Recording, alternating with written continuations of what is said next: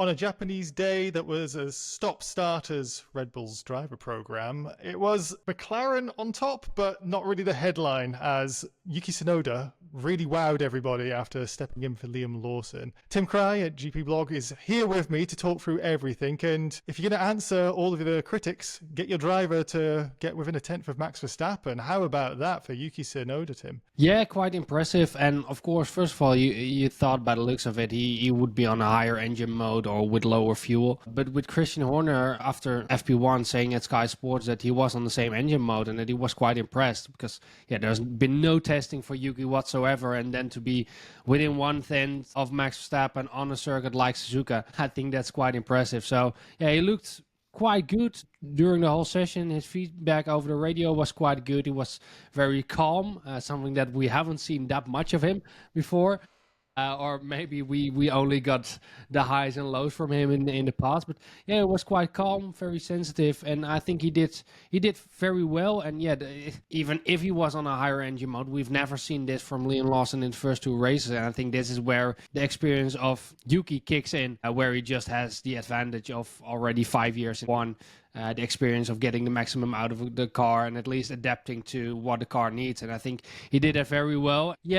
Christian, after the session, I think for the first time really admitted they maybe made a mistake. Something I think all people already knew, at least now. But some of them already said it before Liam was out. That they maybe asked a little bit too much of Liam by getting him into the Red Bull Racing seat with only 11 Grand Prix under his belt, while you have Yuki there with already 4 seasons in F1 as experience. It didn't make sense back then. I wrote a column about it back then, and I still think this is a much more sensible choice. And I think at the moment that they realized it, they acted quickly, and I think they made the best out of a very horrible situation they got themselves in. It's only Friday, so we don't want to speak too soon, and Yuki didn't really get the chance to show his might as much in the second session because, of course, somebody else who might be under the line for a driver replacement, Jack Doohan, has a really bad crash very early into the session as well, stopped it for the best part of half an hour. One, Jack is okay, that is the main thing, but two, like things used to happen with Perez make a mistake or something like that, people cut to Lawson, and now it's Franco Colapinto who might be getting those sorts of looks now. Is Doohan really going to be in the seat for much longer? I thought when you were saying someone that gets out of his seat, you were going to switch to Fernando and think I was, is there something new coming up? Because the rookie was in the gravel as well. Very unlike Fernando era, to be honest. But he hasn't been on top of his game this season so far. But in terms of Jack, unfortunate to have him happen like this. Suzuka, it's a track that punishes mistakes, and he really made a mistake by just not getting his DRS close before turning in to the first corner. So like in Japan, you have the first corner where you need to close off the DRS manually because the DRS only closes when you brake or when you lift. But for the first turn, you never or not always lift or brake before the first turn. So he did a first good lap, then did the second one and tried a little bit harder. But his DRS was still open when he turned in.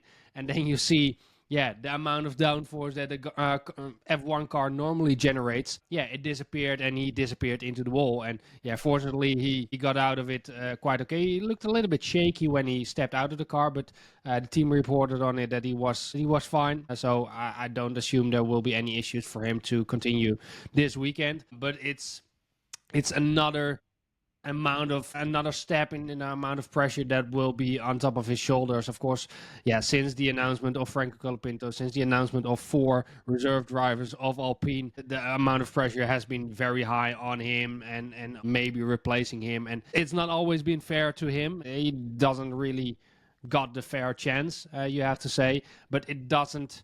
he doesn't help himself with his incident in Australia, with multiple incidents in China as well, and now again a big crash, which will give the team a lot of work. And you get a lot of the same vibes you had with Ricciardo, the same vibes you got with Logan Sargent. It feels a little bit the same. It feels a little bit, there seems no good end to this story. It feels like it. We'll see how that plays out. But one thing that is really difficult to know how it's going to play out is the actual race at this point. So What can you tell us, Tim, from long run and even short run, some of the reduced running we had in FP2, the pace of the cars? McLaren obviously look quick, but it still seems to be quite tight in terms of those big four teams.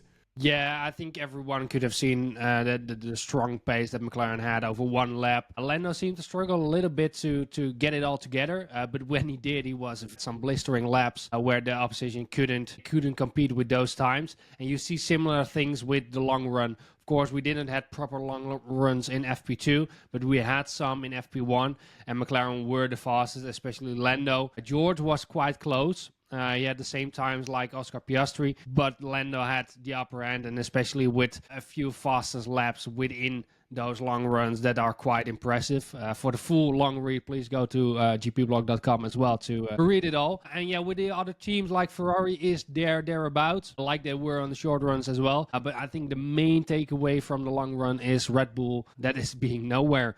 Even Max is almost a second off on average a lap to Lando and Oscar. Of course, we know Red Bull is probably the best team when it comes from getting the data from Friday over to a better car on Saturday. They have an amazing engineering team in that way. They've been over for the last couple of years. So expect them to make a big step. Normally they have a lower engine mode than the competitors around them. But even Max was not that happy after the session. He was struggling with the car, struggling with the balance. You heard him over the board radio during the sessions as well. Not really happy with the balance. Yeah, it doesn't seem to be all there for Red Bull, but there's predictions of rain on Sunday, so maybe that could change all things up. Well, they might be going into the weekend with two drivers challenging at the front, which will be a big help for them and big help for Max as well. So we'll see how things play out. Tim, thank you so much for all of your insight. Again, we'll speak to you tomorrow after qualifying. Your pick for who might be on pole position? I think Lando is going to bottle it, so I'm going to say Oscar. Oh, there you go. If you disagree with Tim, let us know in any of the comments. But until then, keep on checking out gpblog.com for the exclusive stuff that Tim's mentioned, and we'll see you tomorrow.